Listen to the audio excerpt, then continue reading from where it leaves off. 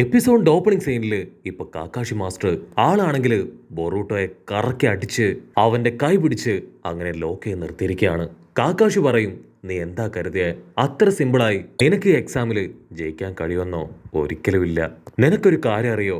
ആദ്യം ഒരു ഷിനോബിക്ക് വേണ്ടത് വലിയൊരു ലക്ഷ്യബോധമാണ്. നിനക്ക് ലക്ഷ്യബോധമില്ല. ഫ്രണ്ട്സിന്റെ സഹായത്താൽ നീ എന്റെ അടുത്ത് വരെ എത്തി. പക്ഷെ ആ ബെല്ലെടുക്കാൻ നിനക്ക് സാധിക്കില്ല. കാരണം നീ ഡിറ്റർമിനന്റ് അല്ല.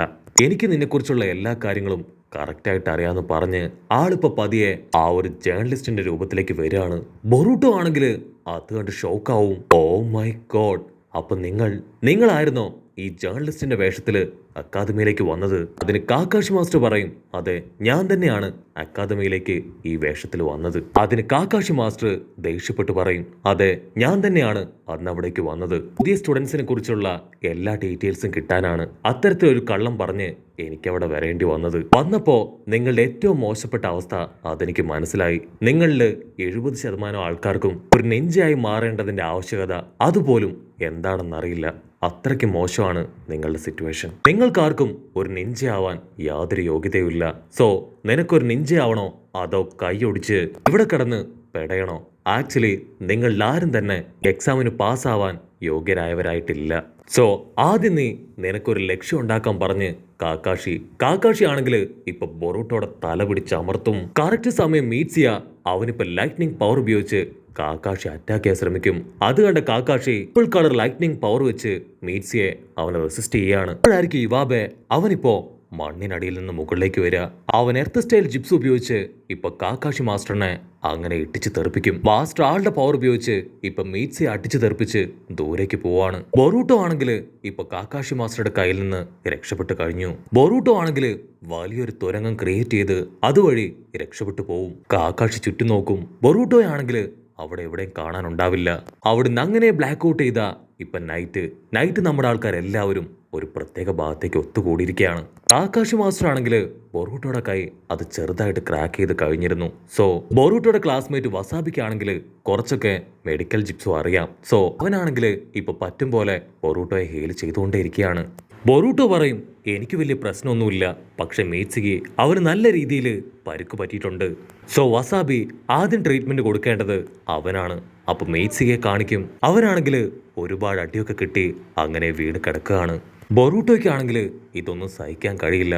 ബൊറൂട്ടോ പറയും, ഐ എം സോറി, ആക്ച്വലി ഇതിനൊക്കെ കാരണക്കാരൻ ഞാനാണ്. നമ്മളെല്ലാവരും ഗ്രൂപ്പായിട്ട് നിന്ന് എങ്ങനെയെങ്കിലും ഈ എക്സാമിൽ ജയിക്കണം എന്ന് മാത്രമാണ് ഞാൻ കരുതിയത്. അതുകൊണ്ടാണ് കൈവിട്ട കളി കളിച്ച് കാക്കാഷിയോടും ബാക്കി മാസ്റ്റേഴ്സിനോടും നിങ്ങളെല്ലാം ഉപയോഗിച്ച് ഞാൻ ഏറ്റുമുട്ടിയത്. പക്ഷേ നമ്മളെ കൊണ്ട് ഒന്നും ചെയ്യാൻ കഴിഞ്ഞില്ല.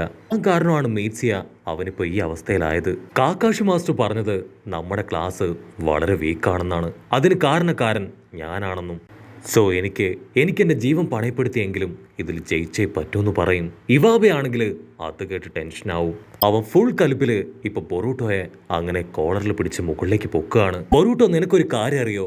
നീ കാരണമാണ് ഞങ്ങൾ എല്ലാവരും ഇന്ന് ഈ അവസ്ഥയിൽ നിൽക്കുന്നത്. ഇപ്പോഴും തോൽവി മാത്രം ഏറ്റുവാങ്ങി പുറകിലേക്ക് നിന്ന് ഞാൻ ഇവിടേക്ക് വന്നതിന് ഏക കാരണക്കാരൻ നീ മാത്രമാണ്. നമ്മുടെ ക്ലാസ്സിലെ ഫ്രണ്ട്സ് എല്ലാവരും കഷ്ടപ്പെട്ട് ഫൈറ്റ് ചെയ്തത് നിന്നെ രക്ഷിക്കാൻ വേണ്ടിയാണ്. കാരണം നീയാണ് ഞങ്ങളുടെ മെയിൻ. നീ ഇല്ലാതെ ഞങ്ങളില്ല. സോ ഏതൊരു കാരണവശാലും നീ ഇങ്ങനെയൊന്നും സംസാരിക്കാനായിട്ട് പാടില്ല. ഇവിടെ മീറ്റ്സിക്ക ആണെങ്കിൽ ഇപ്പൊ പതിയെ കണ്ണു തുറക്കും. ഉടനെ ബൊറൂട്ടോ അവൻ ഓടി മീറ്റ്സിക്കയുടെ അടുത്തേക്ക് വരും. മീറ്റ്സിക, ഐ എം സോറി, എനിക്ക് നിന്നെ രക്ഷിക്കാനായില്ല. അതിന് മീറ്റ്സിക പറയും, നീ എന്തായി പറയണേ? സോറിയോ? ഒരു കാരണവശാലും നീ എന്നോട് സോറി പറയാൻ പാടില്ല. വെറും യൂസ്ലെസ് ആയിരുന്ന ഞാൻ ഇത്രയൊക്കെ ആയി തീർന്നത് നീ കാരണമാണ് ബൊറൂട്ടോ. അത് കേട്ട് എല്ലാവരും ഇപ്പൊ ഫുൾ പവർ ആവും. എന്തു വില കൊടുത്തും നമ്മൾ ഈ മിഷൻ ജയിച്ചിരിക്കും. ഒറ്റക്കെട്ടായി നിന്ന് ലോർഡ് 6 നമ്മൾ തോൽപ്പിച്ച് ആ ഒരു ബെല്ല് നമ്മൾ സ്വന്തമാക്കും. ഉടനെ ഷിക്കടയാണെങ്കിൽ ഇപ്പൊ ലാപ്ടോപ്പിൽ എന്തോ ഒന്ന് കാണിച്ചു കൊടുക്കും. നമ്മുടെ പല ഫ്രണ്ട്സും ബോധം കെട്ട് പല വഴിക്ക് കിടപ്പുണ്ട്. നമ്മളിപ്പോ ചെയ്യേണ്ടത് എത്രയും പെട്ടെന്ന് അവരെ കണ്ടുപിടിക്കുക എന്നതാണ്. അതിനുശേഷം വീണ്ടും ലോർഡ് 6 അന്വേഷണം അത് ആരംഭിക്കണം. മെയ്റ്റ്സിക പറയും, ആക്ച്വലി ആ ഒരു ബെല്ല് അത് നമുക്ക് എല്ലാവർക്കും വേണ്ടിയുള്ളതാണ്.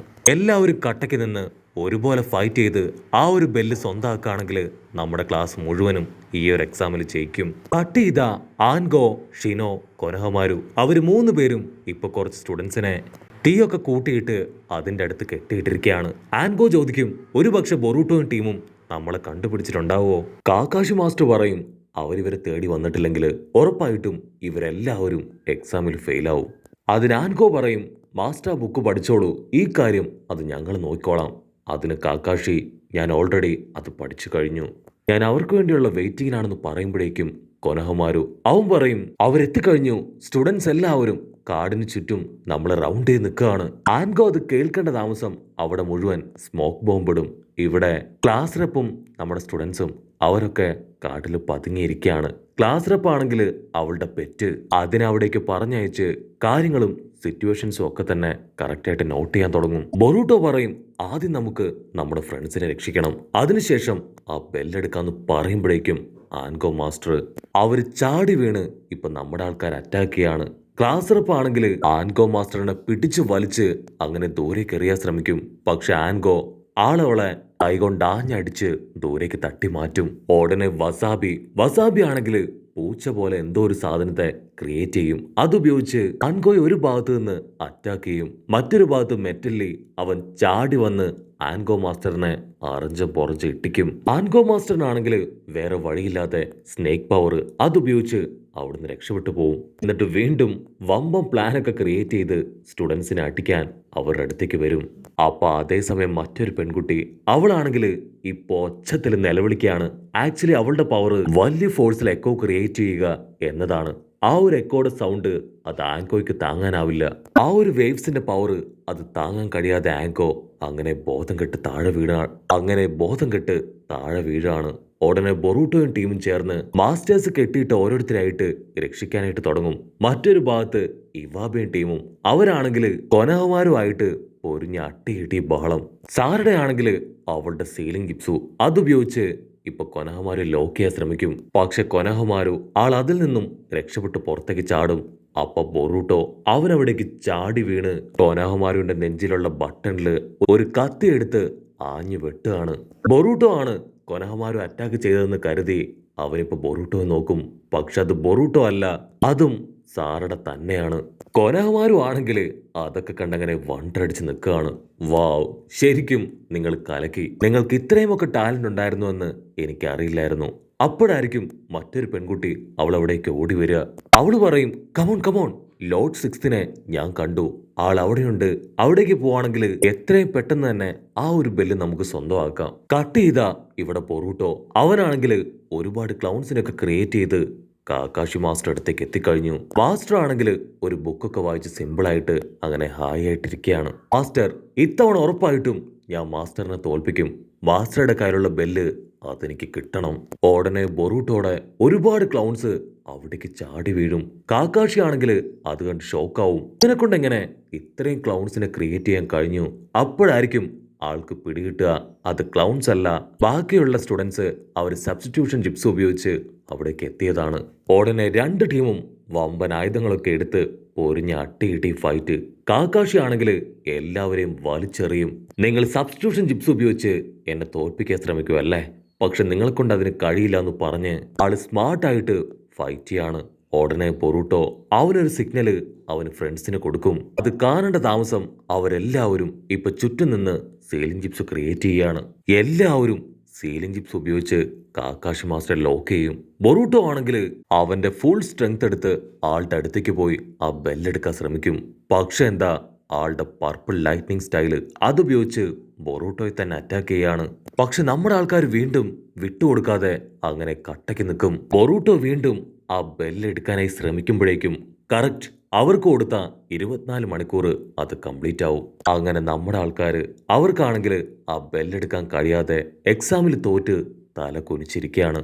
അതിന് കാക്കാഷി പറയും നിങ്ങൾ എല്ലാവരും ഈ ഒരു എക്സാമിൽ ജയിച്ചിരിക്കുകയാണ്, ബെല്ലെടുത്തോ ഇല്ലയോ എന്നതിലല്ല, നിങ്ങളുടെ പവറും കോർഡിനേഷനും ആക്ച്വലി എന്നെ അതിശയിപ്പിച്ച് കളഞ്ഞു. അവിടുന്ന് അങ്ങനെ ബ്ലാക്ക് ഔട്ട് ചെയ്ത സ്റ്റുഡൻസ് എല്ലാവരും ഇപ്പൊ ലൈനായിട്ട് നിൽക്കുകയാണ്. മാസ്റ്റർ ഷിനോ പറയും നിങ്ങൾ എല്ലാവരും ഒറ്റക്കെട്ടായി നിന്ന് ഫൈറ്റ് ചെയ്തു, ആക്ച്വലി ഈ ഒരു ബോണ്ടിങ് ആണ് നമുക്ക് ആവശ്യം, ഒരു കാരണവശാലും ഏതൊരു സാഹചര്യത്തിലും കോമ്പറൻസിനെ വിട്ടുകൊടുക്കാനായിട്ട് പാടില്ല.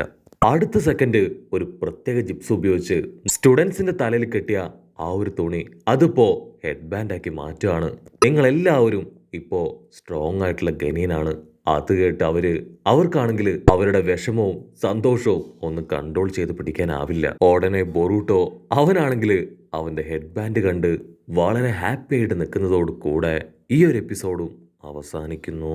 എപ്പിസോഡ് ഇഷ്ടപ്പെടുകയാണെങ്കിൽ തീർച്ചയായിട്ടും ലൈക്ക് ചെയ്യാനും കമന്റ് ചെയ്യാനും ഷെയർ ചെയ്യാനും മറക്കല്ലേ. അടുത്തൊരു അടിപൊളി എപ്പിസോഡുമായിട്ട് കാണുന്നവരെ ഇറ്റ്സ് മീ വിത്ത് മല്ലു വെബിസോ.